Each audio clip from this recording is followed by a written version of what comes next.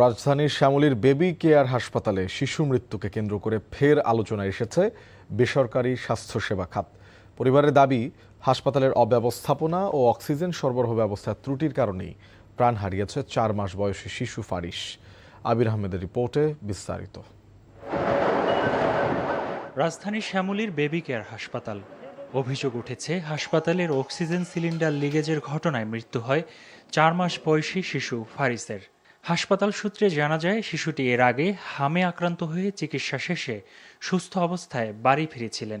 পরবর্তীতে শারীরিক অবস্থার অবনতি হলে তাকে আবার হাসপাতালে ভর্তি করা হয়। এই একটি ফ্লোর নিয়ে হাসপাতালটি কিভাবে চলছে, সেই প্রশ্নই এখন সাধারণ মানুষের মুখে। রোগীর স্বজনরা বলছে, অক্সিজেন সিলিন্ডার লিকেজের কারণে শিশু ফারিস মারা গেছে।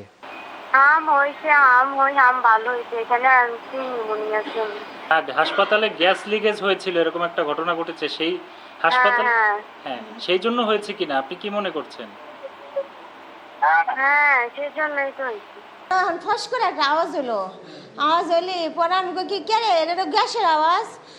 সবাই বেরো বাচ্চা, আমার স্বামী গেছে বাচ্চা আনতে দৌড়াইয়া। বাচ্চা 7-8 জন ছিল, একজন তো মরেই গেছে। যদিও কর্তব্যরত চিকিৎসক বলছেন ভিন্ন কথা। বিকট শব্দটার কারণে উনি বের হতে পারেননি এবং পরে জানতে পারি যে অক্সিজেন লাইনের সমস্যা হয় এবং পেশেন্ট বাড়ির সাথে ওখানে কথা বলে তাকে লাইফ সাপোর্ট দেওয়া হয়। এই হচ্ছে কন্ডিশন। এর মাঝে বাচ্চা খারাপ হতে থাকে, পরবর্তীতে বাচ্চা মারা যায়। অভিযোগ নাকচ করে হাসপাতাল কর্তৃপক্ষ বলছে, অক্সিজেন লিকেজ ও শিশুটির মৃত্যুর মধ্যে কোনো সম্পর্ক নেই।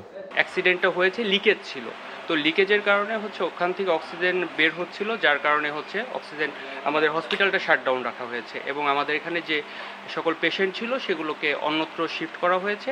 আপনি এখানে যে লিক দেওয়া আছে এটা কেউ দেখতেছেন না, কিন্তু আপনি তো বলছেন যে ট্রান্সফারের সময় জাস্ট একটু শব্দ না, আমি আপনার কথা বুঝতে ভুল করছি না, তবে আমি বুঝতে ভুল করছি।